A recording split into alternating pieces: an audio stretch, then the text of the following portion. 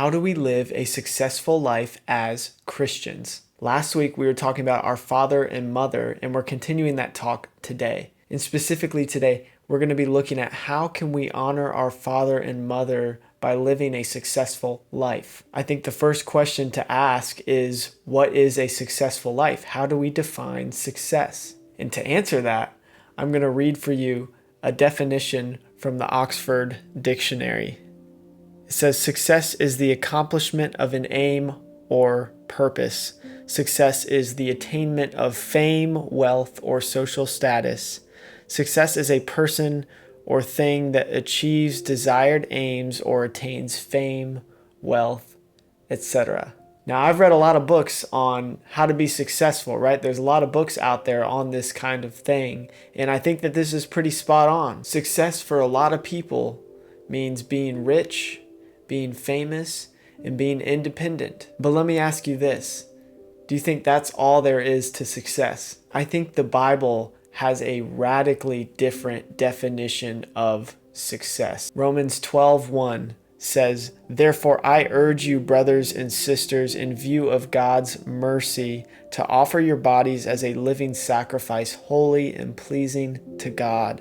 This is your true and proper worship." See, a successful life as Christians is simply offering ourselves as a living sacrifice to God in worship. Now, the thing is, with that definition, I think success can be defined in a lot of different ways, and it can be applied in a lot of different ways. And I think that's exactly the point. That's the most beautiful thing about the way that Jesus defines success. Because this means that our local janitor that shows up with a smile every day, cracking jokes and bringing everybody joy, can live a just as successful life as a CEO of a Fortune 500 company. In fact, the janitor can actually live a more successful life than the CEO of a Fortune 500 company with the way that Christians define success. There's this amazing story of Jesus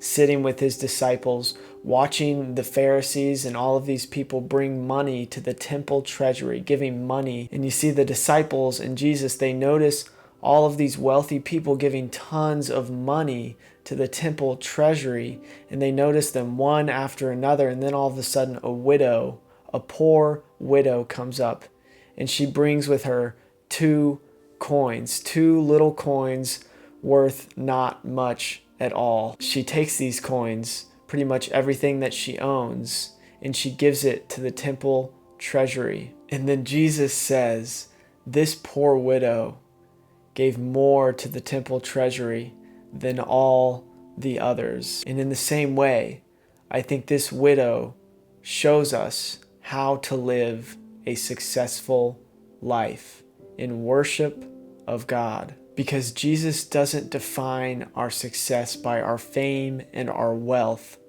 Jesus defines our success by our worship. Now, to bring us back to our parents, one of the best things we can do to honor our father and mother is to live a successful life, but not the kind of successful life that many people necessarily think of. The kind of successful life we are called to live to honor our father and mother is the successful life defined by Jesus and defined by the Christian life. This kind of life is a life rooted in love and worship of God, and it is the best kind of life that we can live here on earth. This is how we can honor our father and mother for bringing us into the world. Because when we follow God's definition of success, we will leave the world a little better than how we found it, and that is a successful life.